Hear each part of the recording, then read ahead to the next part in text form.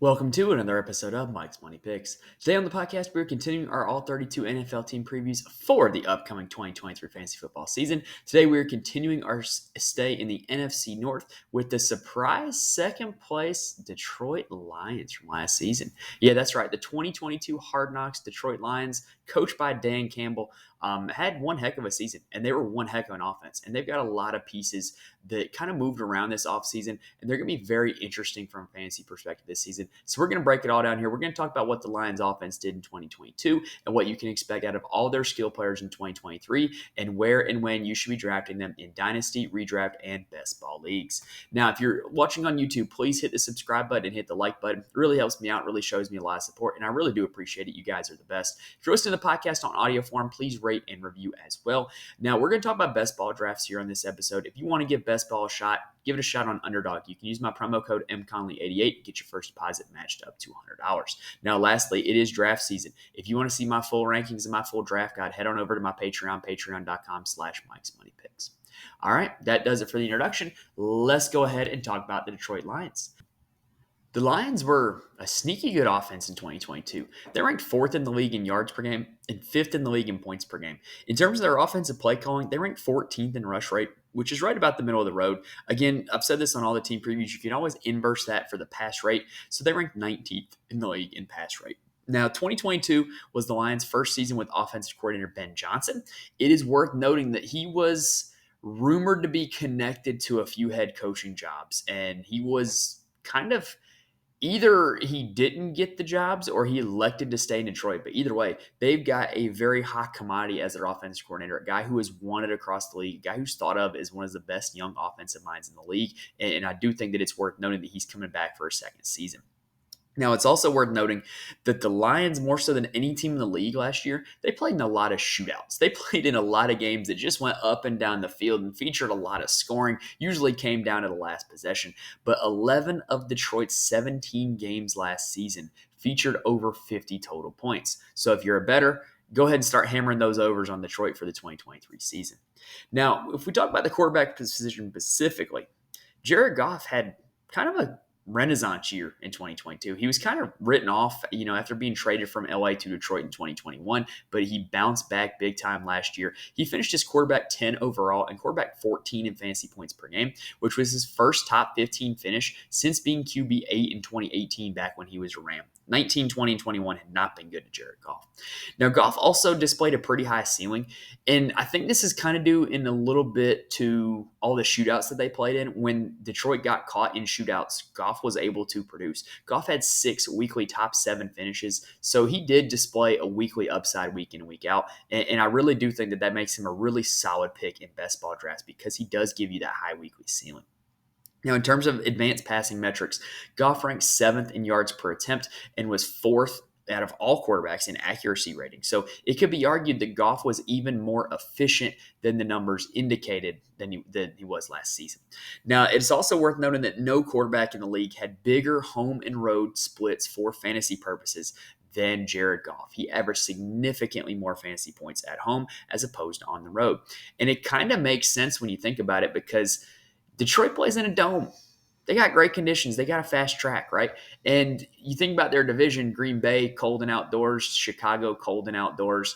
Last season, I believe they played the entire AFC East. That's Buffalo, New York, and New England, other teams that are outdoor stadiums and cold. So, you're looking at just a situation where they had a perfect environment at home. They had a suboptimal environment on the road. I do think that trend will continue this year. And I also think that it's worth noting that the back half of their schedule, I believe there's only one of the Lions' last 10 games is not going to be in either a dome or a retractable roof this year. And if retractable roofs in the winter pretty much turn into domes because they're going to close the roof. So I do think that the Lions having a lot of their games in a dome this season can only help Jared Goff's fantasy status. So the bottom line is Jared Goff's a solid option in fantasy football this year. I think he can be just as good as he was last season. I don't think that last season was a fluke.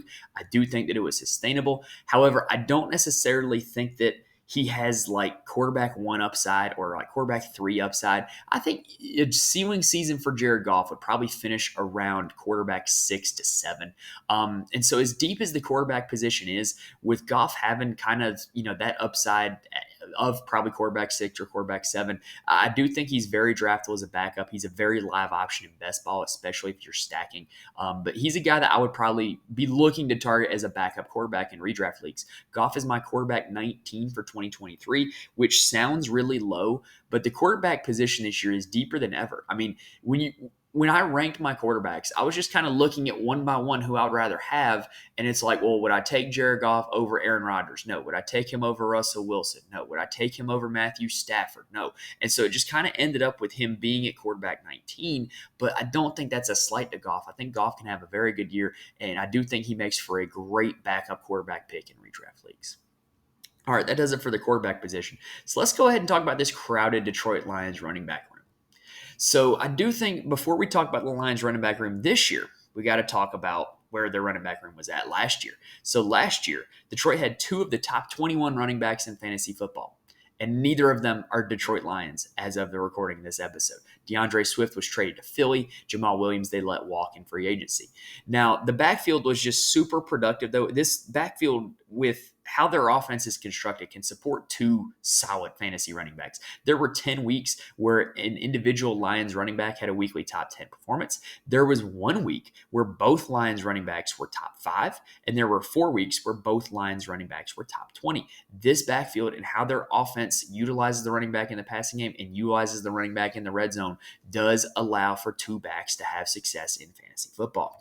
So the first back that had success last season for the Lions was DeAndre Swift. He finished as running back 21 overall and running back 15 in fantasy points per game. And he did so on only a 42% snap share and a 37% opportunity share, but he earned 70 targets last year, which allowed him to finish 28th in the league in weighted opportunities. So you're looking at a guy that his fantasy production came from the passing game, bar none. DeAndre Swift wasn't out there running in a whole lot of touchdowns. He wasn't, a first and second down masher. He was a third down guy, a 2-minute drill guy, a trailing in the game guy. The passing game allowed DeAndre Swift to achieve all those numbers. So the run game allowed Jamal Williams to achieve all his numbers. Jamal Williams finished as running back 13 overall and running back 18 in fantasy points per game in 2022. And he did so on only a 41% snap share and a 51% opportunity share. If you are adding those up, that means that Swift and Williams combined for a little over 80% of the snaps and a little over or almost 90% of the opportunities.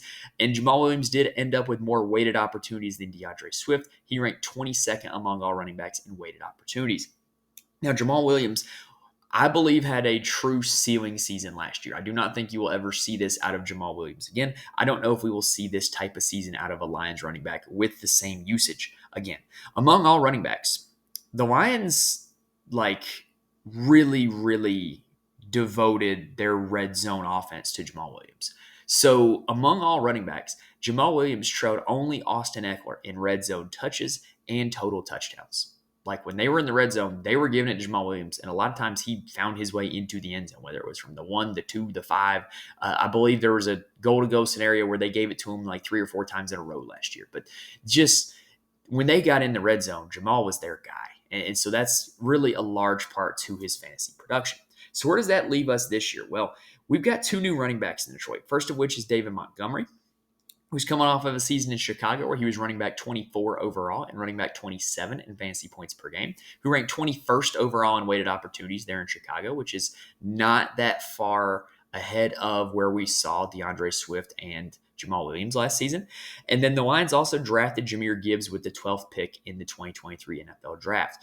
Scouting report on Jahmyr Gibbs came at transfer from Georgia Tech, who ended his career at Alabama. Elite speed, elite pass catching ability, explosive playmaker. He should figure to be the passing down guy, and he has the ability truly to take a check down or take a screen pass or take like a little angle route over the middle 80 yards to the house if he makes one guy miss, because he is elusive in the open field and he has the speed to make defenses pay if they miss a tackle. So the bottom line for this Lions running back position is that this offense, with as potent as it is and how it utilizes the running backs in the passing game in the red zone, can support 2 top 25 fantasy running backs. However, it's truly difficult to project just how the snaps and the touches are going to break down in this backfield because we haven't seen either David Montgomery or Jahmyr Gibbs in this offense before. So I wish it were easy enough to just say, oh, Jahmyr Gibbs is going to be the Swift role. David Montgomery is going to be the Jamal Williams role.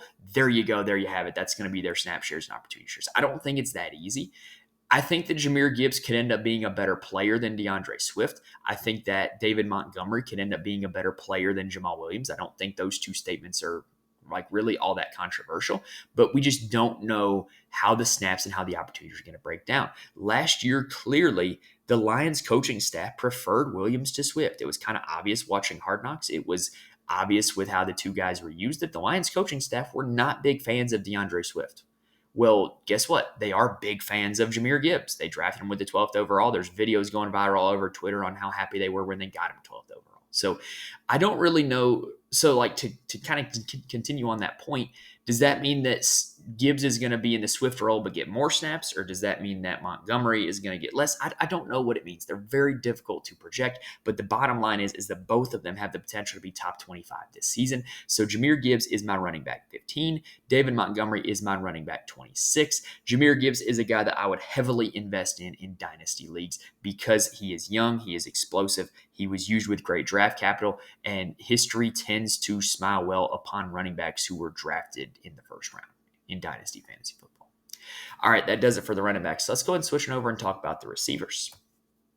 At the wide receiver position, the only notable Lions wide receiver last year was Amon-Ra St. Brown. In fact, he was the only Lions receiver to finish in the top 60 at the wide receiver position at the end of last season. He finished as wide receiver 7 overall and wide receiver 10 in fantasy points per game, and he did so ranking 8th in the league in total targets and 10th in the league in target share at 28%. Amon-Ra St. Brown totaled 6 weekly top 20 finishes, and the rest of the Lions receiving core totaled 5. You had just a whole lot of a hodgepodge of usage last year among the rest of the Lions receivers. You had Khalif Raymond out there, Josh Reynolds, DJ Chark, and then at the end of the season, Jameson Williams came back from his ACL injury, coming as a rookie out of Alabama. He played in 6 games at the end of last season and never had a weekly top 30 finish. So looking ahead to next season, I'm going to be honest, Amon-Ra St. Brown is really the only receiver that I trust in this Detroit offense. He's one of the NFL's biggest workhorse receivers. And what I mean by that, I know a workhorse receiver, I'm kind of stealing a term normally used for a running back, but Amon-Ra St. Brown is going to have a massive target share. They're not going to be deep targets. They're not going to be sporadic targets. They're going to be consistent. They're going to be plentiful, and they're going to lead to a lot of fantasy football points. And the way the rest of the receiver room is built around him just is not going to lend itself to a whole lot of consistent options. Jameson Williams is suspended for the first 6 games of this season, and we don't really know what he's going to do when he comes back. He wasn't that effective last season. Now, Marvin Jones was signed from Jacksonville. Marvin Jones is probably going to start for this team weeks 1 through 6 while Jameson Williams is out. But, is he going to figure for a big role in the offense once Jameson Williams is back? I don't know. The way this receiving core was just shaken up last year gives me no faith that they can produce any other consistent options other than Amon-Ra St. Brown. So I am avoiding the situation for any Lions receiver not named Amon-Ra St. Brown. And I do love Amon-Ra St. Brown. Do not get that twisted. The amount of targets that he gets, the amount of looks that he gets, and the volume of this Lions passing offense just makes him an incredible target, in my opinion. Ever since he broke out at the end of 21, he's just been an elite fantasy football option and doesn't get hyped up like he is because he doesn't make the flashy, splashy plays. And so I do think that Amon-Ra is a great option in fantasy football. I would draft him even at the start of round 2 in standard 10-team leagues. Amon-Ra St. Brown is my wide receiver 8 heading into the 2023 season. All right, so let's go ahead and wrap this up by talking some tight ends. So TJ Hockenson was a Lions tight end at the start of last season, and he ranked as tight end 5 in his time with the Lions, even though he only had 1 weekly top 5 finish to that point. Hockenson also had over an 80% snap share in 7 of his 8 games in Detroit, and no tight end hit that mark after TJ Hockenson was traded to the Minnesota Vikings. When Hockenson was traded to the Vikings, they basically just punted the tight end position, the Lions did. They used a little bit of Brock Wright, a little bit of Shane Zylstra. They didn't really have a consistent option. They didn't really consistently use the tight end position in the passing game. However, the fact that they did have TJ Hawkinson in that offense and that TJ Hawkinson was successful in that offense does give me hope that this team can have a successful fantasy tight end in that role in the offense. And so the Lions drafted a guy to kind of fill that need. They drafted Sam Laporta out of Iowa. Personally, I would have had Laporta ranked as my third best tight end in the draft. I believe that Michael Mayer and Dalton Kincaid in that order were both better prospects than Laporta, but the Lions traded up to take Laporta near the top of the second round ahead of Michael Mayer where he was drafted to the Raiders. So I really don't know what that means for fantasy purposes. I mean, I think the Lions could have taken Michael Mayer and gotten a more talented, more productive player. But for fantasy purposes, I think Laporta is in a great situation because what we have seen is that the TJ Hawkinson in this role was a top 5 tight end. So the ceiling for Sam Laporta is tight end 5. And there's not a whole lot of tight ends that you can genuinely say that for at this point in fantasy football, where they genuinely have a top 5 ceiling. Sam Laporta does because of the situation that he's walking right into. He's going to be the starter and he's going to be used in a prolific passing offense. However, the caveat is that rookie tight ends have historically been a bad bet in fantasy football. More often than not, even the ones who end up starting don't end top 10 at the position. So I'm not getting my hopes entirely too up, but I do know that Sam Laporta is a guy who can be had as a backup in redraft leagues, and he has a high ceiling because he could genuinely take over the TJ Hawkinson role and finish as a top 5 tight end. So Sam Laporta is my tight end 18 for the 2023 season. All right, that does it for the tight end position, and that does it for the Detroit Lions 2023 fantasy football team preview. If you're watching on YouTube and you like what you saw, please hit the subscribe button. You'll be notified when new episodes drop. Like the rest of our season-long fantasy football content and like the rest of these 32 team previews. Also, please hit the like button. It really does help me out a lot. It helps the videos get noticed, and I really do appreciate it. If you're listening to the podcast on Spotify, Apple, or wherever else, please rate and review. Again, it just really helps me out a lot. Really shows me a lot of support, and I could not appreciate it more. If you want to try best ball drafts, give it a shot on Underdog. Use my promo code MConley88. And the full ranks and draft guide are available on the Patreon, patreon.com/MikesMoneyPicks. It's a lot cheaper than buying a magazine, a lot cheaper than buying a subscription to another fantasy site. I do recommend it before draft season. All right, so that does it for this episode, guys. Next up is going to be the Green Bay Packers. Hopefully, I was able to give you guys some good information on knowing where and when to draft all these Lions skill players for your redraft, dynasty, or best ball season. Hopefully you guys are able to win your leagues. Hopefully you guys use this information. Thank you guys for watching and listening, and I will see you next time.